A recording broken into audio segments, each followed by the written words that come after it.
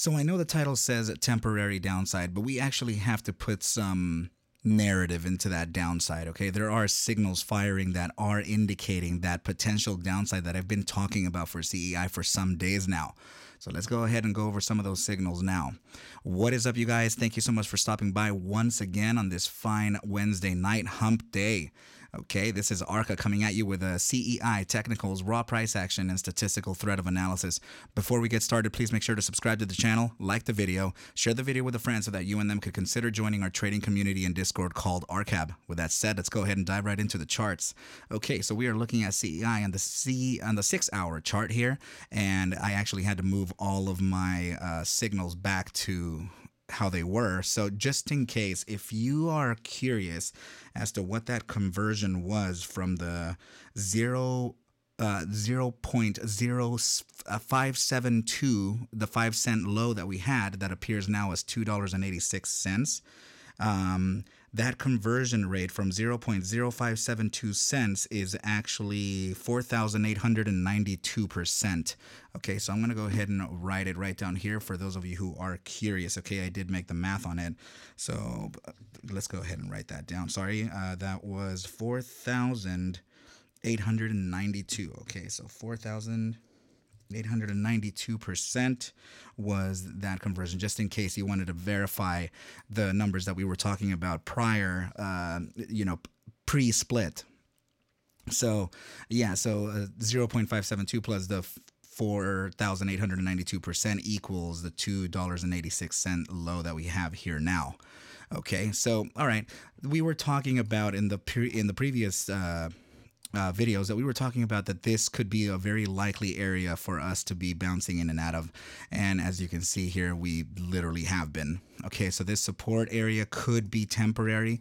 I definitely have not I have not longed CEI yet, and it's because I am still honoring that level that I was talking to you guys about within the other videos. So in this case, that bottom side level is looking more like about $2.19. Okay, so that is confluent with the 1.618 inverse fib ratio. Okay, so that it could likely be that touch. Okay, and the reason why I say this is because remember, we're talking about the golden rule of 3 here, particular to this broadening descending channel. Okay, so usually that number 3 test signals the short sellers to open up a really good position for a huge ride to the downside. Okay, so now not only are we reclaiming the descending channel inside, we are also in the process of reclaiming the broadening descending wedge right now. Okay, so usually when we reclaim that channel, the lowest capitulation level does happen, and usually it can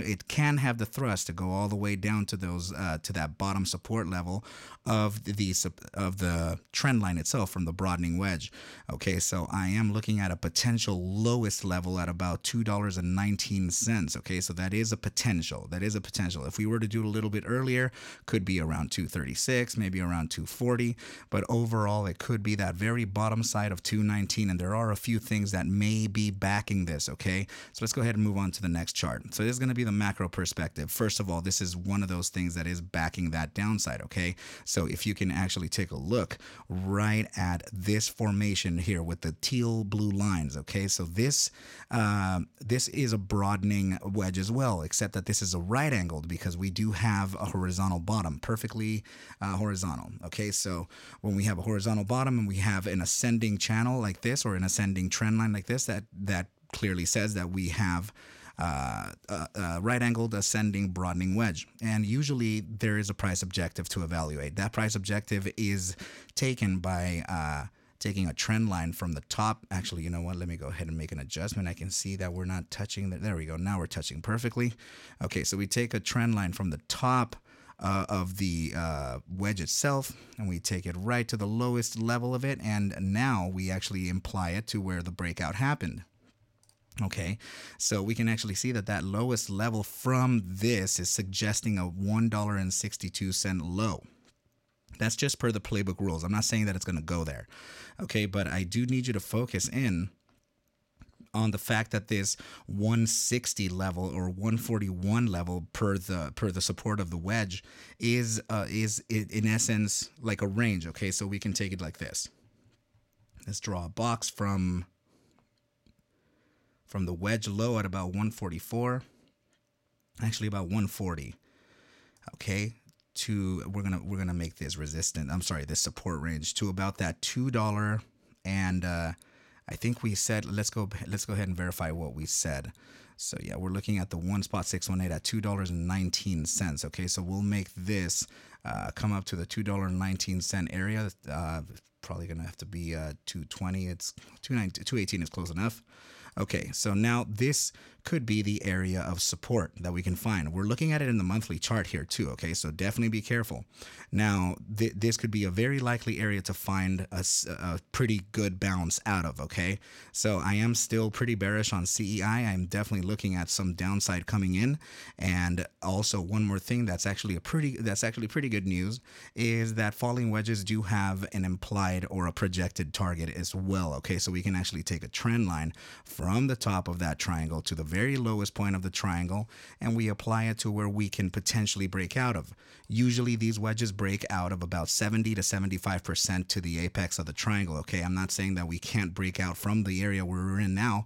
I mean, first of all, we're still in this monthly candle that has about 8 days still to close, 8 days, 19 hours. So anything can happen within that time. So if we did break out from this monthly candle, we can actually see a potential top target of about, I don't even want to say that number because it doesn't make sense anymore. Okay, so I'm just not going to say that. We're going to leave this at it as it is. It's just the way you trade it. Please know that this is this is very much a macro perspective.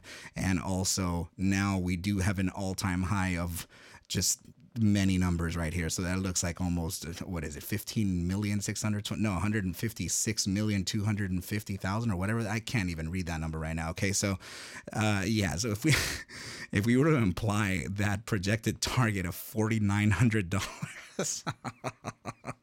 that almost sounds silly. Like I'm not sure that I'm going to believe that, you guys. Okay, so just know that there could be a good bounce found from this the bottom of the wedge. Okay, let's move on to the next chart. All right, so yeah, this was the statistical analysis that we actually performed. The backtest consisted of a backtest of, the backtest consisted of a volatility versus momentum profile. Okay, so that we needed the momentum oscillator to continue to the upside alongside our momentum, our volatility component and moving average, both within the critical volatility zone, which I consider to be anything above the 90% line over this yellow horizontal line. So we did get that critical volatility, but now you can actually see the pivot change on momentum very aggressively to the downside. Okay, so this is now, I am pretty bearish on this now. Okay, so it definitely invalidated our upside move. It doesn't mean that it can't correct to the upside immediately. I'm just saying that stochastic momentum, actually, I've backtested in several tickers and it has given me about a 75 to 91% accuracy in guessing the direction of the asset. Okay, so in this case, we are definitely looking at a continuation to the downside and reaching critical volatility. Usually this combination presents a pretty strong move to the downside, of which I still would have to now backtest for the downside iteration. So this is the backtest for the upside. Okay, so we did notice that a total of 44 iterations in the 12-hour chart throughout the entire trading history of CEI, which I actually performed by hand, that backtest is giving us an upside projected target. But the criteria or the conditions have since changed, and now that downside could actually change this incorrect iteration to 16 out of the 29. Okay, so I'm sorry, out of the 44. So it would be 45 now and 16 incorrect. So in this case, we would have to run another backtest to see what type of targets we're looking at towards the downside. But something tells me it has a lot to do with those bottoms that we were speaking of right within this support range. Okay, so I am still looking at this support range as very relevant. 143 to $2.19 is pretty much the area that I'm looking at for accumulation. Okay, you guys, let's move on to the last part of this analysis. So another thing to back our downside thesis is that I found 1, 2, 3 drives of hidden bearish divergence. So usually hidden bearish divergence happens when we're looking at higher highs and momentum. In this case, momentum represented by RSI, which is the relative strength index. And we're getting a series of higher lows in price action, as you can see right over here. So we do have three primary drives of phantom hidden bearish divergence. Why phantom? Because we are actually having to cross price action to get from point A to point B. All right, so this is definitely in play now, and it's still continuing. So, I mean, first of all, we are looking at it in the 12-hour chart right here, and you can actually see that the pivot from the RSI signal, which is the purple line, is still suggesting some downside, okay? As long as we do remain ourselves within this deep area of the bear weakness percentile, we're actually suggesting a continuation to the downside. Good thing is that we do have the 14-day moving average right below us, which is standard to any RSI, and that can actually serve as a form of support before continuing on to the upside, okay? So this is very dangerous what we're looking at, and I could definitely see some potential capitulation happening soon.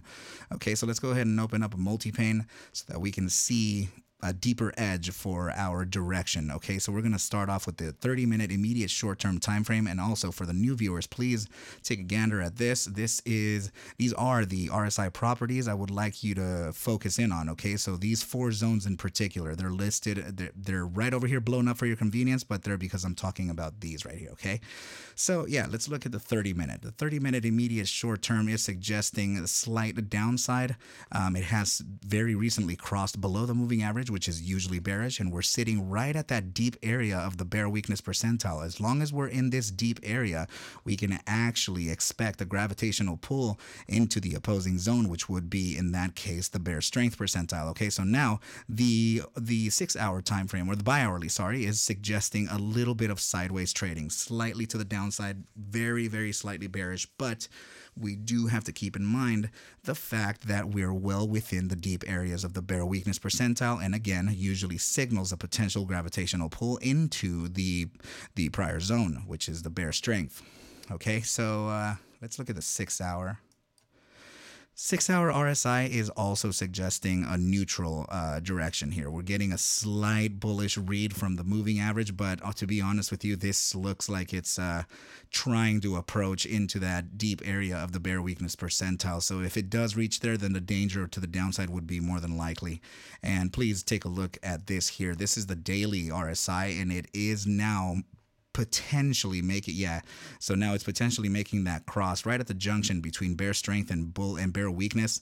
So we are very much likely to enter the daily RSI into bear strength. Okay, so what this is basically telling me, let's look at the 3-day. Yeah, 3-day is still downside. Wow.